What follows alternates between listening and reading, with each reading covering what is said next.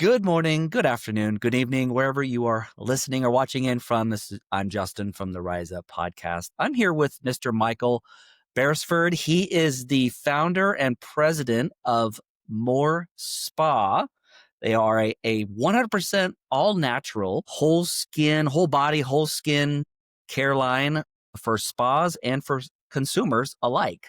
And his product line is really, really interesting, and I can't wait to dive into it. We're going to learn a little bit more about that today. So, Michael, welcome to the Rise Up podcast. I appreciate it. Thanks, Justin. Nice to see you again.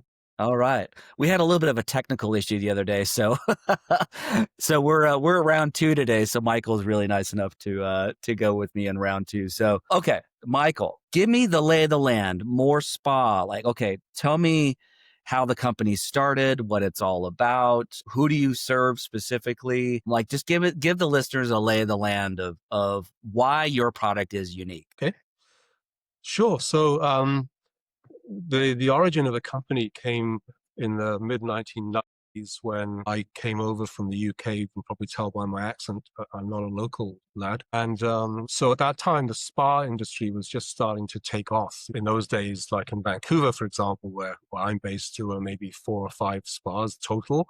And now there are sort of probably 400 or 500. And so it was just starting to kick into gear, if you like. And prior to that, I'd done quite a lot of marketing work for a company in the UK that sold a sort of similar line of products, but it was much more condensed. And it was based also on this substance called Moor. And I figured that this would be an interesting sort of concept for the spa industry, because what the Moor is basically is it's a many thousands of year old, probably 12 to 15,000 year old deposit of herbs, plants, and flowers that were submerged deep underground during the Ice Age. And because they were submerged underground, they couldn't decay like normally plants would do in the presence of oxygen. So because there's an absence of oxygen, they can't decay in a normal way. And what happens is that gradually over thousands of years, they kind of assimilate into this homogeneous sort of peat-like substance, which is purely herbal, and it retains all of the properties of all the herbs and plants that formed it in the first place. So it's like a multitude of all kinds of different therapeutic substances, organic substances, minerals, trace elements, all kinds of therapeutic substances in one single homogeneous substance.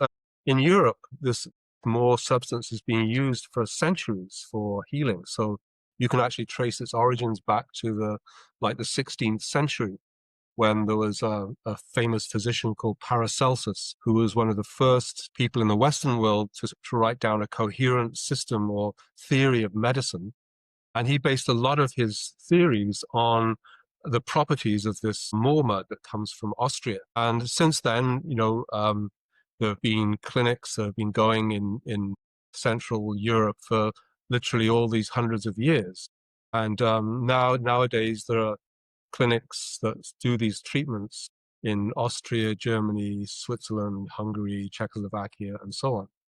And in the mid-20th century, they started to do a lot of research on it. So there are actually hundreds and hundreds of studies that have been done on this Moor substance in Europe over the last 50 or 60 years or more, which show that it has quite profound therapeutic properties. It's highly anti-inflammatory, it's highly detoxifying, it stimulates circulation and lymph flow.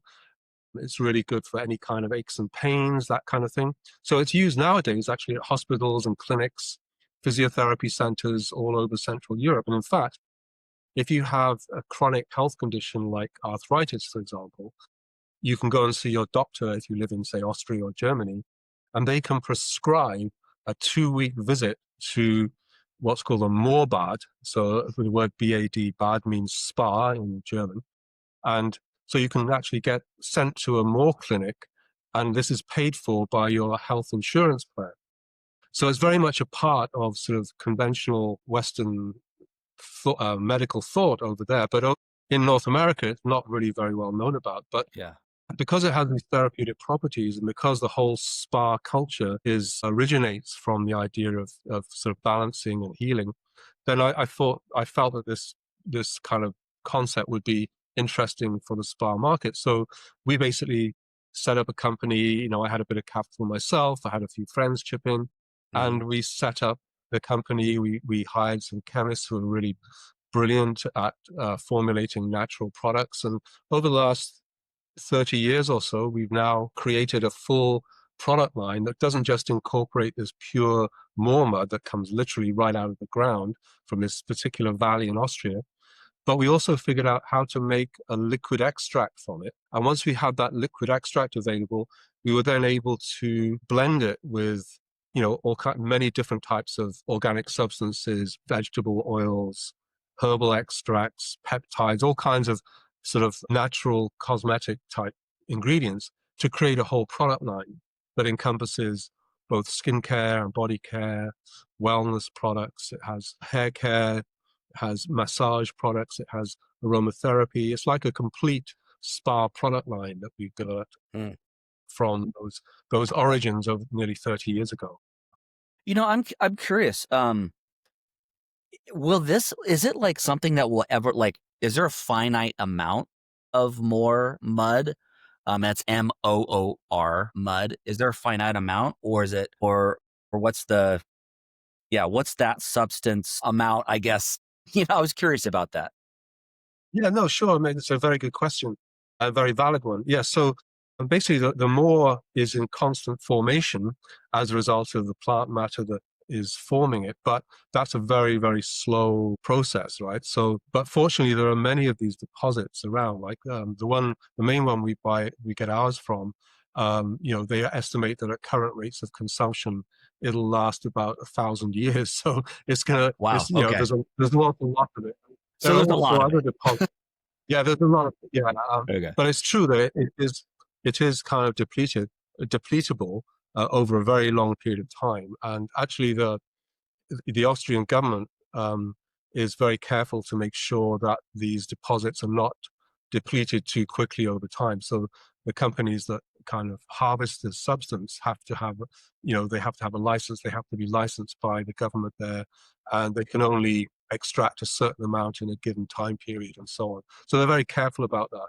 But to answer your question, it is not a technically renewable resource because it just takes so long for it to renew. But Yeah. the what I always tell people is, well, you have two choices. You can just leave it there, sitting there doing nothing, or you can use it to help people with all kinds of different health problems and concerns. And who knows? It's possible that it may outlast even the human race. The way things are going at the moment, Amen. I hope not.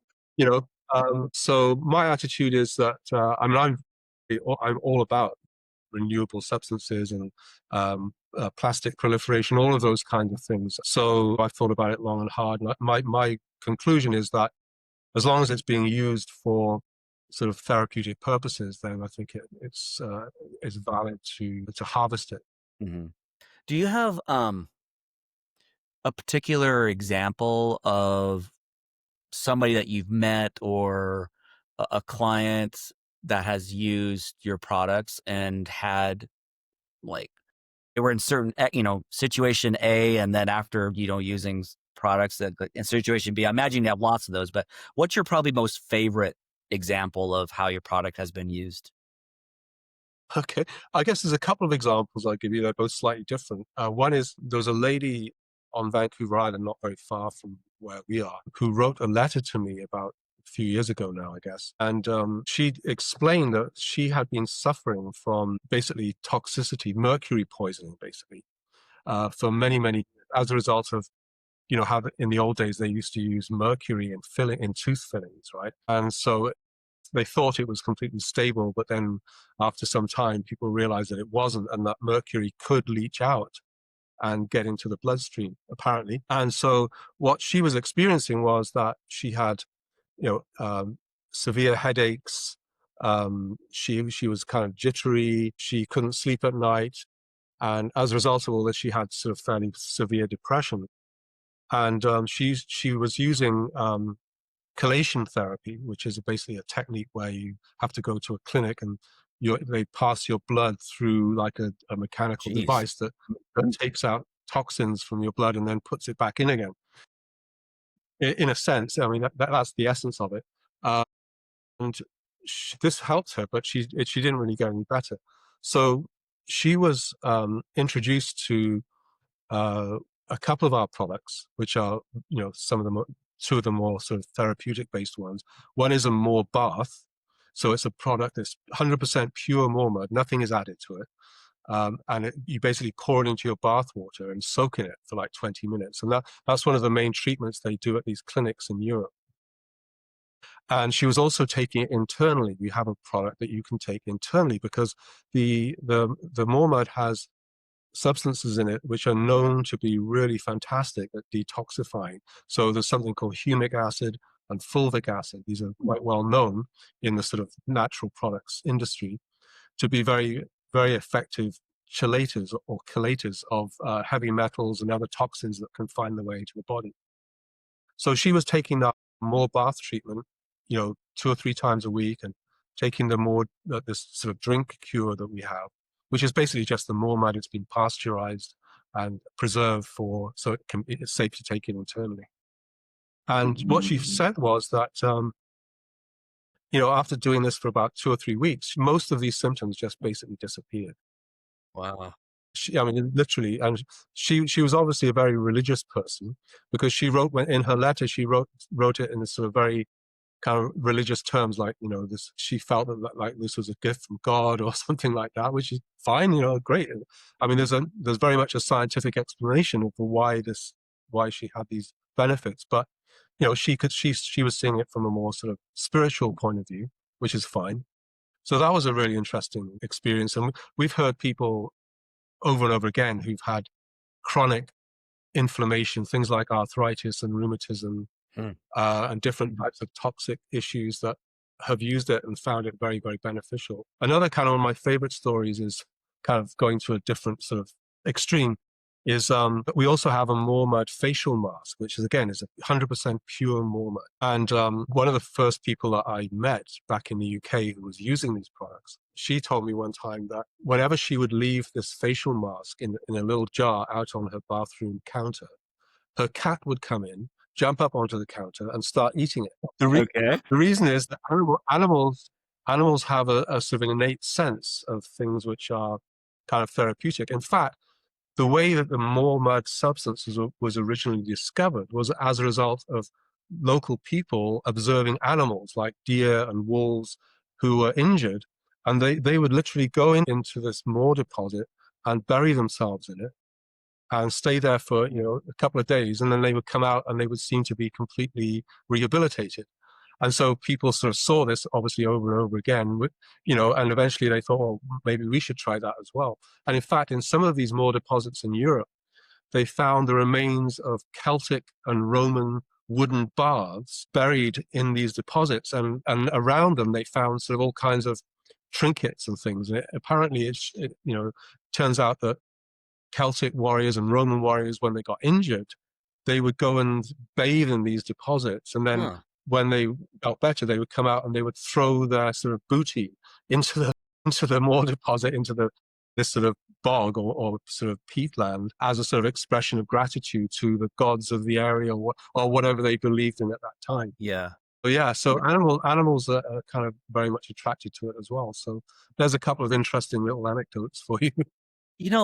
You brought up something, and this is a complete tangent, so just bear with me here. Is it the same area where these more mud deposits are? Is it where they found the Bogman? Bogman? Yeah. Same guy? Yeah, though that I do. Yeah, that was, I think, I can't remember exactly which country it was, but it was further north. It was up in either Denmark or one of those countries. But Okay. it's the same thing. Okay. But what those are peat deposits. And the difference between Moor and peat is that peat is made primarily just from grasses and it's kind of fairly innocuous plant matter.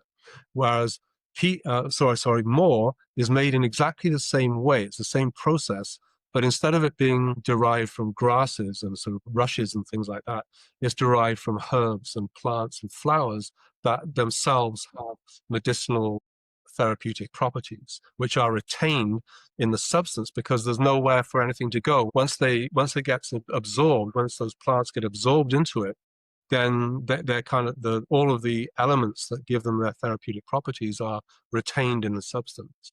Okay. Okay. And it's I the same just thing, yeah. thought about that. I was like, wait, is that same for the same guy with that the Mog? He was like completely preserved from who knows when. It was like Yes, 2,000 that's years right. ago or Yeah, something crazy. Old Maybe. lady, I think it was. Yeah. He's old. Okay. I told you quick tangent.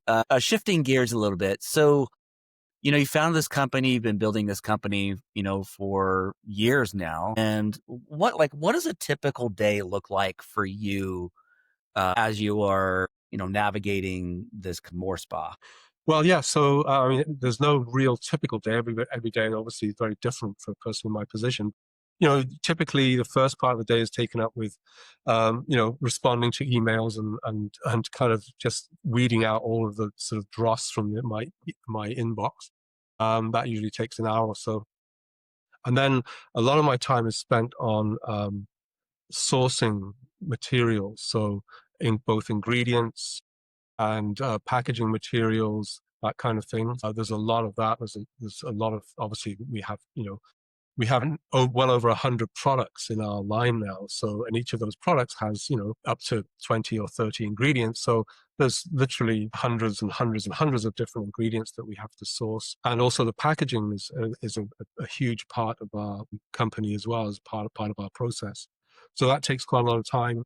And then there's also, obviously I'm kind of overseeing, our marketing department, our finance department, and our production team as well. So there's always demands going backwards and forwards between those different departments in the company. But to be honest with you, I find it really enjoyable. I really love my work.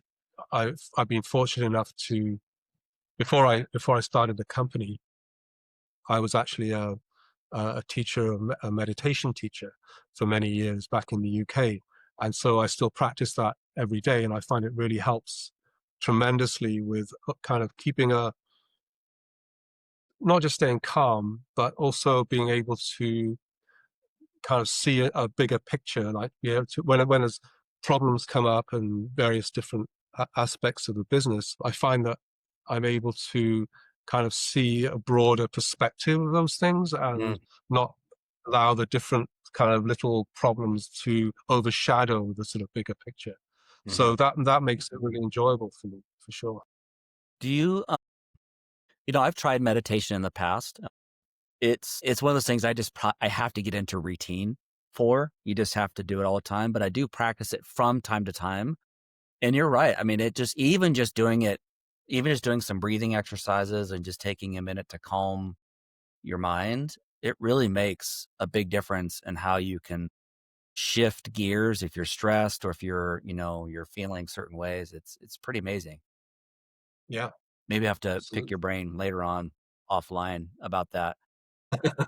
You did mention, I think, last time, before we had some technical difficulties, you'd mentioned to me about your packaging. You guys have really taken initiative to not only have, 100% all natural ingredients in your products, but you're really taking strides in the way that you are, shipping and packaging the things. Can you explain a little bit more on that so we can get everyone up to speed?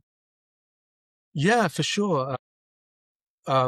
Once we had sort of really perfected the sort of art, if you like, of making products that are 100% natural, that don't have any petroleum derivatives or any kind of ingredients which could be considered either allergenic or toxic or carcinogenic.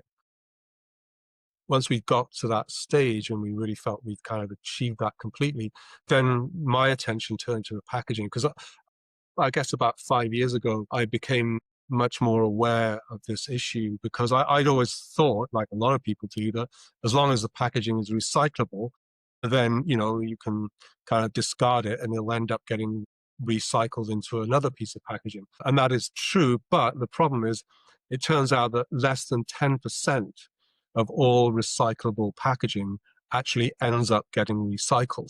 So it's pretty depressing, really. And that's why, there's these whole huge masses of plastic floating in the Pacific Ocean, and why there's such concern now, particularly about microplastics, because plastics don't actually fully degrade. They end up as Hmm. tiny, tiny, tiny particles, and they found those particles on Mount Everest. They found them in fetuses. They found them in, everywhere. It's just literally ubiquitous. It's everywhere. And so at that time, when I started to kind of learn more about this, I thought, well, now's the time to really think about our packaging, because packaging is one of the biggest contributors to plastic proliferation on the planet. In fact, it's probably the single largest contributor. So I spent literally probably 3 years trying to figure it out. So, we looked at glass, first of all. Problem with glass, obviously, is it's very difficult to transport it without breaking it. Mm-hmm.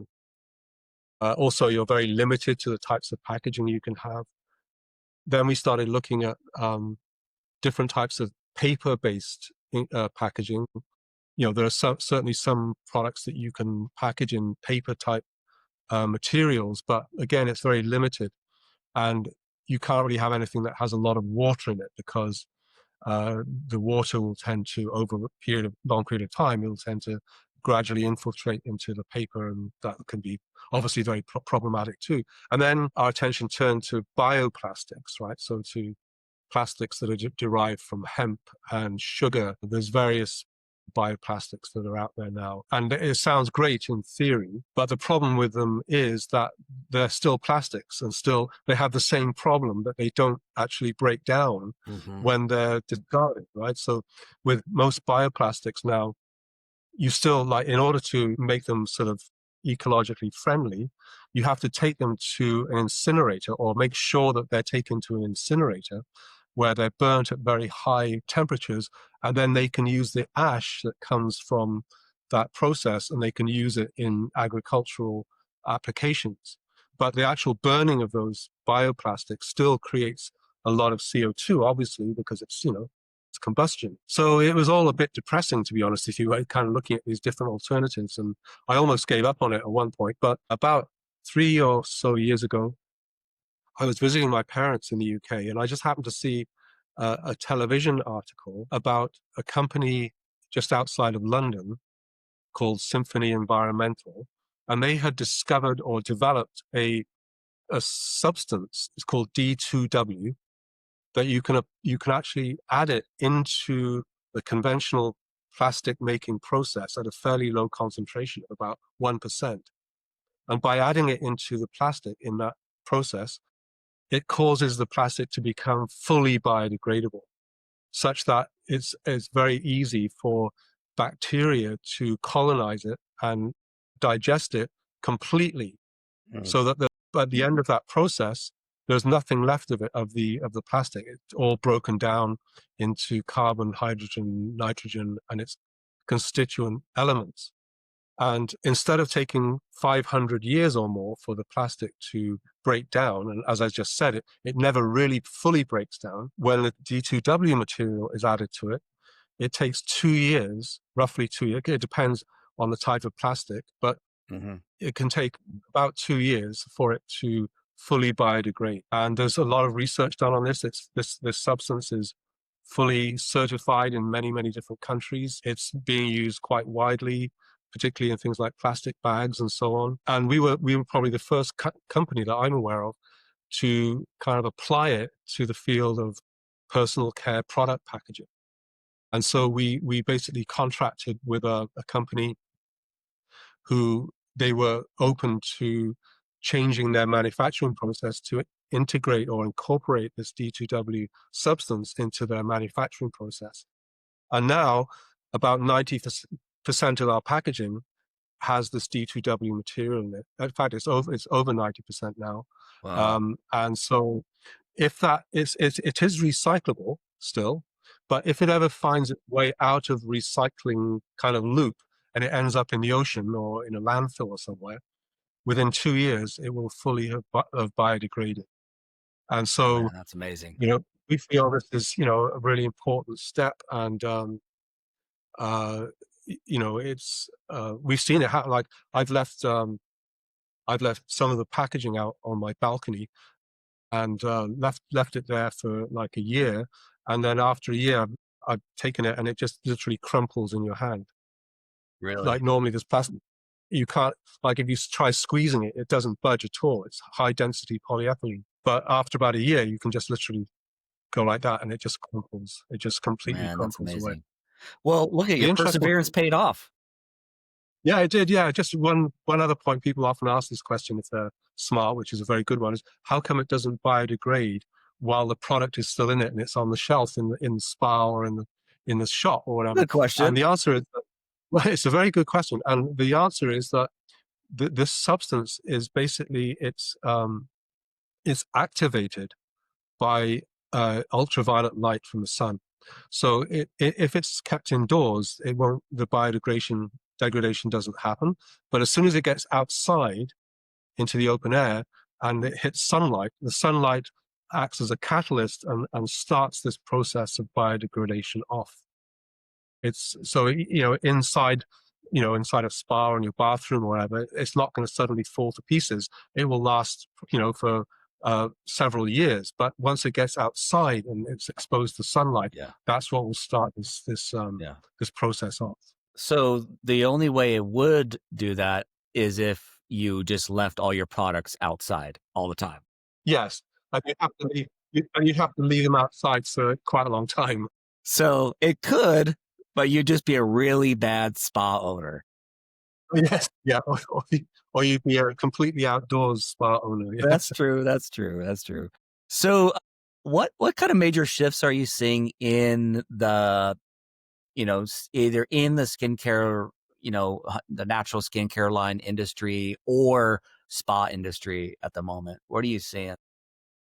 Yeah, well, I guess there's a few things. One of the obvious things that's been happening now for several years is that more and more people are becoming well educated about ingredients, right? So nowadays, you'll see a lot of people go into a shop or a spa, and instead of kind of just being attracted by the color of the product or the branding or the fancy Hmm. packaging and gold or whatever, they're actually taking the product and turning it around and looking at the ingredient list. And they may not have a full knowledge of chemistry, Hmm. but they'll get a sort of feeling for whether this is a natural product or not.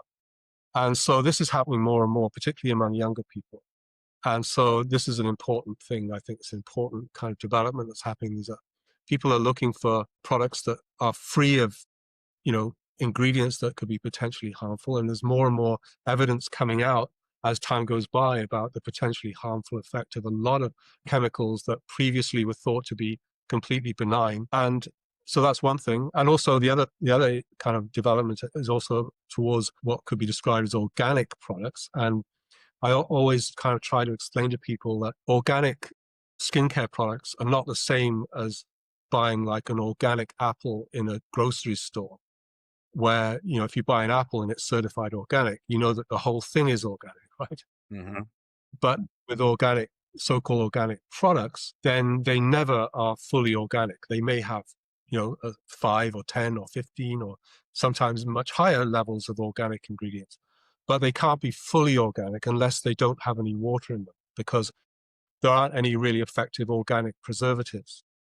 Mm. So if you have water in any product, you have to have a preservative, and there's no real effective organic substances which act as preservative apart from essential oils. But that's, even they are fairly, they won't really give you like a 2-year shelf life by any means. So I always say to people, well, be careful about organic products because, you know, it's not going to be fully organic. And a lot of companies, they have, very high levels of organic ingredients, and that's fantastic. But they do tend to be kind of significantly more expensive because organic ingredients are more expensive than, Hmm. than the non-organic ones. So we decided many years ago that it would be better to focus on products being 100% naturally derived than, 30% organic, but with other ingredients which are not even natural. That was a strategic decision we made a long time ago. And in fact, one of the things we do now is that we include in every product a guarantee that has a list of all the ingredients. And next to the ingredient, it tells you what the source of that ingredient is. So, like, most people don't, for example, know what stearic acid is. It's a type of emulsifier, but it's derived, it comes from palm oil or, yeah, palm oil. And like in that way, we have the source of every ingredient that's in our products kind of detailed on this little guarantee that goes inside the product. That's a sort of bit of a tangent. going back to trends, so the whole natural product trend is a very big one. Nowadays, also, there's a kind of movement towards, I've noticed this at some trade shows I've been to, towards kind of technology. Hmm. For just to give you an example, I was at a show earlier this year where they had a robotic massage device. So the idea is you go in and have a massage, but instead of it being conducted by a human being, it's conducted by a robot. So, like my personal kind of feeling was, I don't want to be touched by a robot. If I'm going to have a massage, I much prefer there's human contact there. But there's a lot of these kind of technological innovations happening, which can be really good. I mean, there's a lot of technological devices which are fantastic for the skin, for example. And I have absolutely no objection to that at all. Hmm. But still, I think there's always a desire for people to reconnect with nature. There's always Yeah. a desire for people to touch and feel and put things on their body and bathe in them and have themselves wrapped in things which literally come directly from nature. And I think that will always be the case, even with the kind of advancing of sort of technology at the same time. Yeah. So if you have kind of like people that are a little bit more naturally focused and are looking for the ingredients and they're looking for, okay, what's in this product, and you guys are doing your best to educate people on what that is, which is great because I wouldn't know what that is. The layman that I would be. Um, so how do you think that has impacted either your business or your business growth strategy? Are you guys taking more initiatives to educate people along the way, or I'm trying to like tie the two together. If Yeah. there's a way like where you got this, people are more interested in the natural, more organic side of things, or more natural side in your case. And then, so what do you guys do in your efforts to continue that growth or to continue educating people? That makes sense. Yeah, I mean, I guess our business model is, I think, we have two different sort of things going simultaneously. One is that we sell our products in bulk to distributors that work directly with the spas and salons and wellness centers and so on. So, we send out pallets of goods to these distributors, and then they then sell them on to the spas, and then it's usually the spas themselves that actually do that they have the direct contact with the consumers in this particular case. So our focus with them is to educate the spa therapists, the business owners, the reception people, and so on about the value and the importance of using products that are completely safe and that are certified clean. So all of our products are certified by an organization called CertClean, which is an organization that has a list of about 2,000 ingredients that they consider to be potentially harmful. And so you can't have any of these ingredients in your products if you want to get this certification. And so every product we have has this CertClean designation on the product. And that's true for literally all of our products. So that's one thing we've done, is to get them certified. So it gives that sort of third party kind of validation. And so we spend a lot of time educating primarily our spas, the actual salons or spas or wellness centers and their staff about the importance of natural products. A lot of them are already very well versed in it themselves because they have the same concerns that we do. So that's one thing. On the other side of it, we also do sell our products online on our website. And so on our website, there's a lot of information about our ingredients, about the value of natural products, and about the moor and its history and so on, and how it comes directly out of the earth and so on. So those two avenues are the ways that we would kind of approach that educational sort of aspect of our business. Awesome. So as you're continuing to grow the business and expand, what's working well for you right now? And then what's the most frustrating part of it that you're facing? Yeah. So dare I say the word tariffs? Sure, you can. Why not? It's an open forum. You can say whatever you want, man. Yeah, so actually we're okay because all our products are manufactured here in Vancouver, so they're all certified under what's called the US-CMA agreement, which means that they're not there's no tariffs on them going over the border. So we're just, we're keeping all of our fingers and toes touching wood to hope that that continues into the future.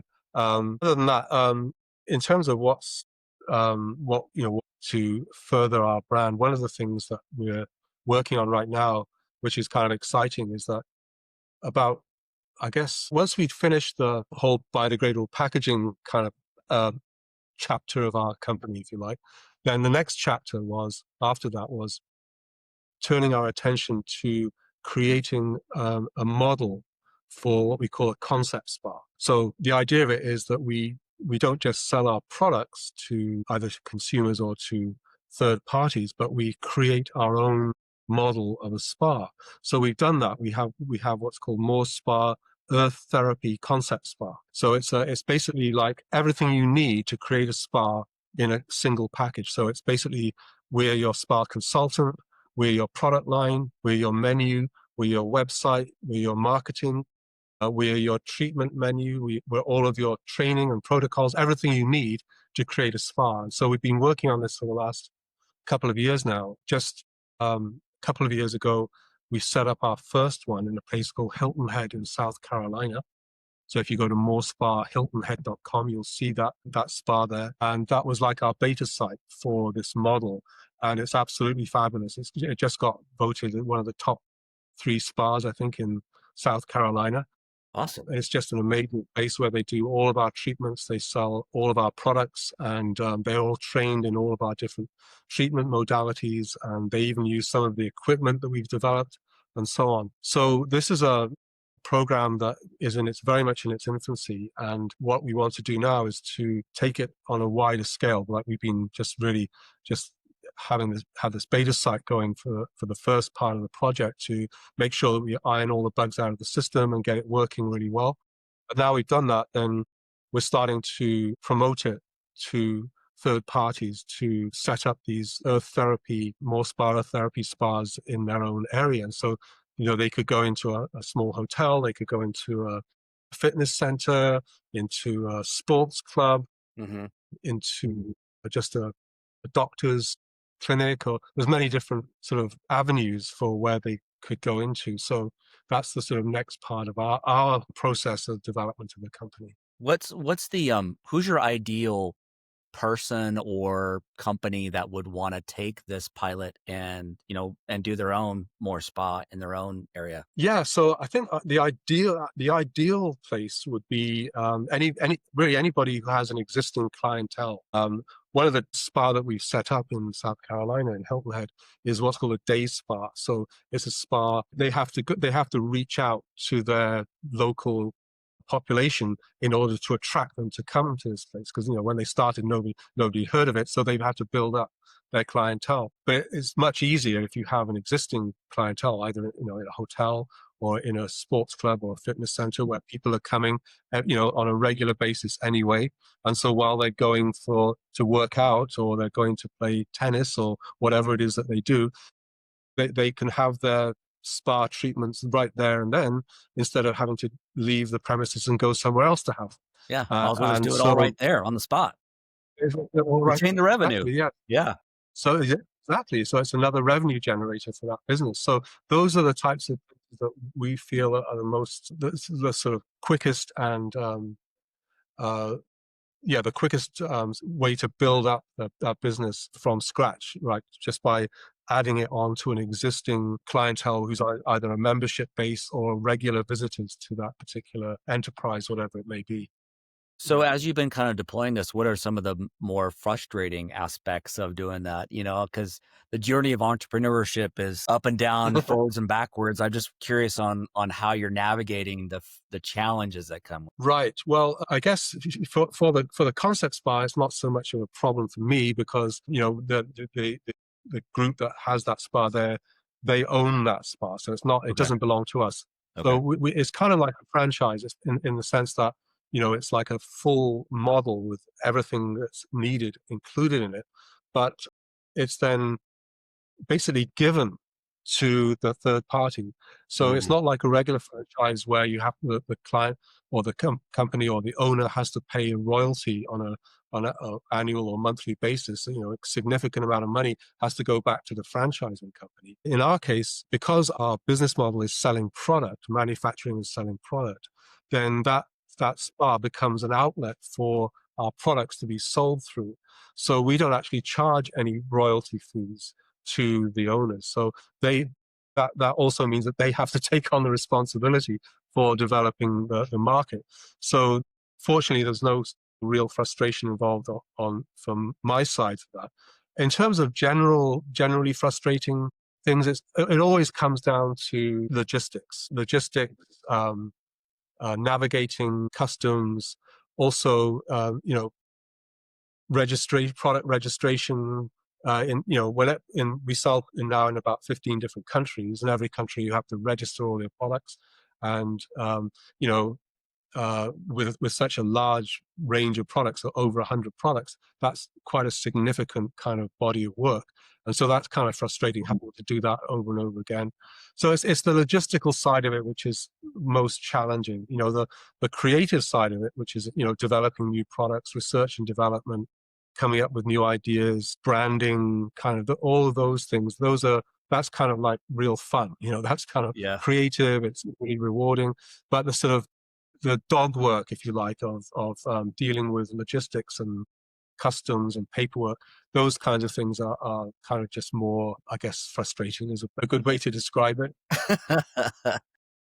Boy, I can imagine. I mean, multiple countries and trying to deal with all of that. Oh my goodness gracious, it'd be a lot to navigate. Just all the regulations and stuff you got to deal with. Yeah. What where do you want to be? I mean, 6, 12 months, 24 months from now, like what does that look like for you? Yeah, well, I mean, we're constantly expanding. We're growing all the time, so that growth will continue.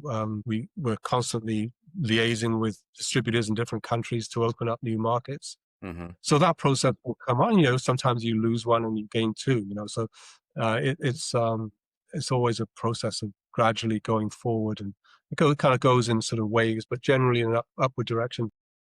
My hope is that this concept spa model is going to take us to a different level, because I think it's very, very appealing for people. Somebody who has an idea to open a spa and they don't really know much about it. It's a huge. I mean, it's just a massive undertaking. You have to Oh, I find bet. a consultant that's really good. And how do you know the consultant's going to be good? I often say to people sometimes that, sometimes consultants are people who haven't been able to make it successful on their own, so they become a consultant. That's by no means true across the board, but there are some like that. So you have to navigate your way through those issues. And then, then you have to think about product lines. Have to think about your location. You have to think about your brand. There's so many different things to think about. Whereas with our model, it's like, here it is. Here's your Here whole you thing. go. Here's the everything you need is right here. You know, Yeah. and so I think that's going to be very attractive to people, particularly because there's no royalty involved in it. Because in the franchise kind of arena, then a lot of companies who get involved with franchising, they often get frustrated by the amount of money that they have to send back to the franchisor. Yeah. So that's kind of completely eliminated with our model. So I think there's a lot of legs to it. I mean, it's really early days. As I said, we just set up this one in Hilton Head. We now have another property near Vancouver where we are that's very, very interested, that is very likely to go ahead, which is more of a sort of resort type situation. So, over the coming sort of, I guess, couple of years, we're going to really start promoting this and kind of making it more and more widely available. Yeah. And that's definitely going to keep us busy for sure. Yeah. So are you in the stage, is it fair to say in the stage right now where you're wanting to get a few more pilots in the door, or are you like you're ready to rock and roll? You just need more people in the No, pipe. we would like to get a few more pilots in the door, Yeah. particularly because the one we've been operating so far is, as I said, it's a day spa. It's kind of like it doesn't have a kind of a pool of people it can just immediately tap into. So we want to establish a facility that's more like that, that's in a fitness center or a sports club or a golf club or something like that, or even in a small hotel where people are going there constantly and looking for these kinds of treatments. We like to get a couple of those, so we get like a feeling for how it works in a day spa situation or a salon, how it works in a club, some kind of club with a membership, that kind of thing, how it works maybe in a in conjunction with a doctor or a alternative health practitioner with their own practice. We like to get a few of those so we can see how it works in those different sort of situations. Yeah. And then once we've done that, then I think it'll really just snowball. Yeah. How do you have an idea of how long? Okay, let's just say run a scenario. Me, Michael, I'm interested. Like I want to do it myself. I'm like your ideal candidate. How long does it take to get up and to start the process to be up and running? Typically, I mean, I know it may be hard to answer that right now, but I'm just Yeah, just I mean, we have curious. a fair idea. I mean, basically the process would be, first of all, we'd send you like a questionnaire to ask you about your business and, where you are and what your clientele is and what your experience is and what level of capital you have available, that kind of thing. Very basic questions. Then we probably, either myself or one of my team would come out to visit you to see the actual potential facility. And then from that point on, then it's going to depend upon whether you have existing bricks and mortar that then just need to be transformed into all the different treatment rooms and lounge and reception area and so on that's needed for this type of operation, or whether you're literally needing to build something pretty much from scratch, or you just have a shell of of area that you want to divide it into a planned facility. So in the first case, where you already have bricks and mortar, you already have rooms available, and it's primarily a case of decoration, installation of equipment, those kinds of things, then it can be done fairly quickly. It can be, even within about a 6-month period, it can be done. Okay. And that Okay. actually, this first one we set up in Hilton Head, that was their situation. They had a building that had actually been, I think, some kind of like a laser clinic or something, so it had rooms already set up, but it needed to be completely decorated. All the flooring had to be done, the plumbing had to be changed, and so on and so forth. But they did that. They contacted me in May of 2023, I think, and they were open by January. Wow. Yeah, they were literally Wow. open. In fact, I went down there. They had the local chamber of commerce, and the mayor was there. We had a big opening ceremony. We had TV, everything there, and it was all ready to go. Yeah, Well, that's so it can amazing. be pretty quick. If Okay. it requires actual building, then Yeah, obviously it's that's a going to lot take longer. longer, a lot longer of a period. I know, that's why I asked you. Is like it might be a hard to answer that question because I guess it just depends, right? But if you already have it, then if you already have the shell, you already have the building, or if it's just like a tangent, then you can get it up and running pretty soon. Okay, all right. So I got a couple more questions for you. I'm going to get a little reflective on you. All right. Okay. If you could wave a metaphorical magic wand and fix one thing in your business that's holding you back or slowing you down, what would that be? Yes, that's a fairly easy question to answer. That would be space. Um, you know, growing a business is extremely enjoyable and rewarding, and a lot of it is fairly straightforward.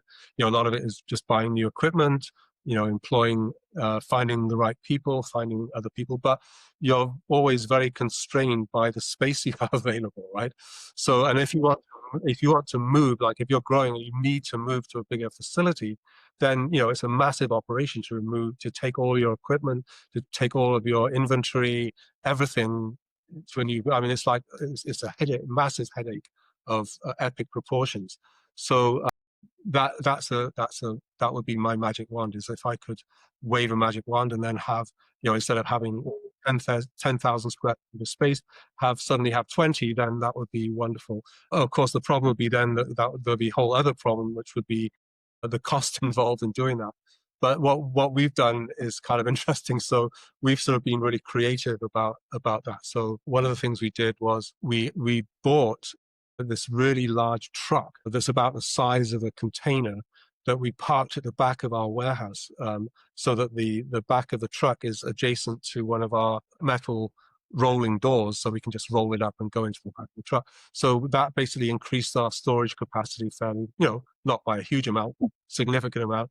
And then so that helped, that added probably about another sort of 10 pallets worth of goods that we could store. And then the other thing we did was we just recently built a mezzanine in the back part of our warehouse so that we have a second level where we can store a lot of our lighter, a lot of the packaging materials, for example, are fairly light because there's nothing in them. And so we can store those like on a mezzanine level. So we've been sort of fairly creative about taking this space that we have available and kind of just increasing the capacity of it like that. But at some point, it's inevitable at some point You're gonna that have we're to. going to have to bite the bullet and find a new location, and that's a major operation. And so that Man, I magic can't wand would even definitely come imagine in what it would handy take to do at that. that. Oh my goodness. Yeah. I was just at a speaking event. I spoke at an event in North Carolina, and they're a large company, and I didn't even know it. Like they said, "Hey, would you like to come tour the warehouse when you're done?" I was like, "Sure." So I went behind these doors, and opened up into this 1 million square foot warehouse. 1 million. I was like, I've never seen a warehouse that big. You're looking down and looking right, like, holy cow. It just went and It wasn't. on and on and on and on. I was like, whoa. It That was was it impressive. wasn't Amazon by any chance. I'm sorry? What? It wasn't Amazon by any chance because No, it their was warehouse. not. No. It was called a shoe show. Have you heard of Shoe Show? They're Oh like a yeah, huge shoe company, and it was impressive. that's a lot of Just the shoes. way that, and they took me on the tour of how they, bring in truckloads of their product, and then where does it go and how does it go? And they even using, which I thought was interesting, they used electric carts, to help with emissions. They help use, they're trying to be as efficient as possible in their efforts too. So it's good to see large companies doing those kind of things. But I can imagine, doubling a space where you have to move the whole facility all at one time, which is like, I can't even imagine. I can't even imagine that. So good luck with If you that. think about moving home and multiply that by a factor of about 20 or more, I know. that'll give I you some know. idea. But you look on the other side of it is, okay, well, it's a massive Band-Aid you got to rip off, and then Yeah, now you have the plus, capacity to grow, right? You right. have the capacity. So yeah. So it's not fun in the process, I guess. Yeah, Okay. exactly.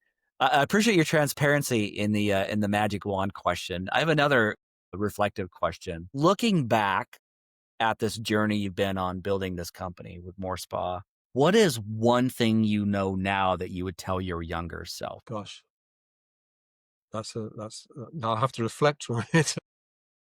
Piece of business advice would be ideal, but Yeah, if there's yeah. one thing Well, that you'd tell yourself. yes, I guess one thing I would probably do is to. I mean, I made a sort of strategic decision very early on to not to bring in other financial partners and to retain control. I've known so many people, colleagues who have started companies and they brought in angel investors or they brought in seed capital and had to give away, a very large portion of that company and ended up not really in control of it. And so the advantage of doing that, of course, is you can grow very quickly, much faster than the way we have done, which is that I basically have done pretty much everything myself. And I funded, I did have some friends who put some seed capital in the very early days, but it was, most of it was my own. And that means that your growth is kind of much slower, but you still retain full control of the company and there's nobody sort of telling you how you should do things. Sometimes it's great to have people telling you how you should do things, but at the same time, it's really nice to have that control. And so there's probably some middle ground there, Mm, between those two. That may have been a good idea, to bring in a partner or maybe a couple of partners who would have been able to have a lot of input into the company and its development, and also from the financial side. That may have made things a bit easier. But that's probably the main one, is kind of going back and sort of thinking about. But very often it's not really a choice you have, or very often it's these things tend to grow organically. Um, I have had people who have expressed interest in investing and buying some of the company, but it got to a certain point where I decided I didn't really. If I was going to do that, it would have been earlier on. mm, Once I got to a certain point, then it really became unnecessary to do that. So uh, the advantage of that is, as I said, now I own about 95% of my own company. So that's great to have that kind of level of ownership and control. But it has meant that the growth of it probably hasn't been as fast as it would have been if I bought in other investors and been yeah, able to spend more money on development, marketing, that kind of thing. yeah, But I'm very happy with the place I am, so I don't really have any regrets as such. yeah, But yeah, at the same time, it could have been done faster. yeah, yeah. It's I appreciate your honesty in that, because some people, um, the grassroots, like I honor you for doing that, because it's a hard road, you know. Um, you have to make decisions along the way that okay, is this going to pay off? Like, is it not? Because it's all on you, right? And so I just, if nobody has said it to you today, I want to tell you, I'm proud of you, Michael. Proud of you, man, Oh, for building that's such an very kind. amazing company and a product that, you know, you could be proud of, that really helps people, that really makes people's lives better, and just being a good steward of this planet that we live on. So I'm proud of you, Well, man. thank you. Thank you. Appreciate- Thank you. I appreciate that very much. Thank you. So last question I have for you, which is kind of a fun one, I guess. How do people find you? What's going on in your world? There anything you like to promote or highlight?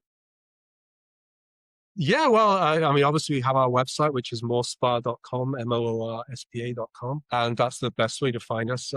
Whether you're interested in the products, which you can buy online, or whether you're interested in our concept spa model, we have some information about that there. You can also get to our concept spa beta site website directly through there. There's also a ton of education, information, videos, and so on the website. In terms of new products, actually, one of the really exciting things I've been involved in over the last couple of years is we've been developing this piece of equipment. So it's slightly outside of our kind of normal kind of comfort zone. But I've spent a lot of time in the industry, and one of the things that I always found frustrating was that in a lot of spas, they do a treatment called a body wrap, right? So the idea is that it's like a facial treatment, but on the body. So you go in, you lie on a table, and you basically get exfoliated, and then you'll have your body is covered in either different types of muds or seaweed or algae or clays or whatever. In our case, it would be the Moor Mud, and we do also have other types of muds which are therapeutic, which I could spend a whole other hour with you talking about. But the way they do it is they wrap you up in like plastic film, so Okay, I that think I've seen that before. Yeah. yeah, Like in Saran plastic wrap, film. kind of. Yeah, sort of like there's different things that people use. Saran wrap. They also use like drop sheets, like plastic drop sheets. They also use sort of slightly nicer materials like what's called mylar, which is kind of like uh, a material that has like a metallic sort of lining. But the problem is that, when you're having that treatment, you're kind of lying there like a cocoon, you can't move. And then when you finish the treatment, they have to remove the wrap, and then you have to get off the table, go and have the shower, come back again, get back on the table, and then they usually finish off with like a moisturizing lotion of some kind on the body, or some kind of massage or something like that. So there are all kinds of problems with that. The biggest problem is that it's not really that comfortable or enjoyable for the person having the treatment. So anyway, to cut a long story short, we have developed a piece of equipment called an integrated spa system. And what it is what's called a wet table. In other words, it's a table which is waterproof, that you can have, water on it without a problem. It's a wet table, and it has a canopy that sits at the end of the table, and then it rotates down and sits on the table, and it rolls forward to cover the person. And in that canopy, you have a steam generator, so that instead of getting wrapped in plastic, the person gets wrapped in steam, Ooh. which is infused with essential oils. And so the steam opens up the pores, so the nutrients in the mud can absorb much more effectively into the tissues. And so then at the end of the once the person has finished in the steam, and there's also color, there's also what's called chromotherapy. So there's different colored lights inside this canopy as well. Once that's finished, then you switch the steam off, and then it has what's called a Vichy shower, which is basically 6 shower heads, which are strategically positioned inside the canopy that go all the way down the body. And the shower heads kind of rotate from side to side. And so you switch this shower on, and you get like what's called a hydrotherapy massage that rinses off most of the mud, and at the same time gives you like literally a massage using water, which is, there's a whole science of hydrotherapy massage. And so it delivers that. And because it's all encapsulated inside this canopy, you can put this piece of equipment right into a regular room. You don't have to have any special tiling, or the room doesn't have to be waterproof. It can just be a regular room, and you can put this piece of equipment right into it. And so you can offer these amazing treatments using steam and hydrotherapy and essential oils. And we also have a red light and infrared add-on canopy that you can Yeah. use as well. Which is So good it for like, is basically, it joints and muscles? Is that what it's yeah, for? yeah, yeah. So Yeah, yeah. light infrared is really good for pain, but it's also really good for the skin as well. So you can actually use this, like after they've had the steam hydrotherapy body wrap, you can then have them in the red light therapy as well. It kind Wow. of just is a piece of equipment that we developed that's kind of slightly outside of our normal wheelhouse, because we're, primarily a products company. But, it's something that I've kind of been working on for many years and kind of perfecting. And we've just got it set up in a beautiful spa in Vancouver, and they're just starting to use it. And that's also something that we're going to make available on a much wider scale now as well, and go into production with it too. So that's kind Wow. of exciting for What's the us. And timeline on that that? will, well, no, what you mean on ordering one and having one? Yeah. Very quick. I mean, it's made. We have the table and the canopy are made from fiberglass, and so we have a fiberglass manufacturer that we work with very close by here. They have the molds, so that everything, it's like here's the mold for the canopy, here's the mold for the table. They literally, you place an order, and they just literally will get the main parts, the main components of it made very, very quickly. And then it's just a matter of adding the shower heads, adding the steam generator, adding the vinyl waterproof cover on the table, that kind of thing. So yeah, we can get those ready within a couple of weeks, usually a couple of Wow. weeks. That's Yeah. exciting. It's like a human car wash, but really Yeah. relaxing. Like you're Yeah. describing I'll it, send you. Michael, and I'm like, oh, I could just like feel it right now. Just like, oh, that'd be so lovely. Yeah. I'll send you. We just finished, or actually on Friday we'll be finishing our video of this. So it's just a 5-minute video. It shows how the whole thing Sweet. works. So Yeah. if you're interested, just get in touch with me. If you're listening to the podcast, just get in touch. Send an email to michael@moorspa.com, and I'll send you a copy of the video. But yeah, I'll send one to you, Justin, as well, for sure. Awesome. Yeah, and I'll put it yeah, I'll coordinate with you after we're done here, and I'll put a link to it in the show notes. So when you have it ready, we'll make sure it's added. That way Okay. people can check it out and see it. So yeah, I'll make sure all those things are in there so they can get a hold of you, and check out your products if you're wanting to get them yourself, or if you're interested in the concept spa model too, and the table that you got going on. Sounds amazing.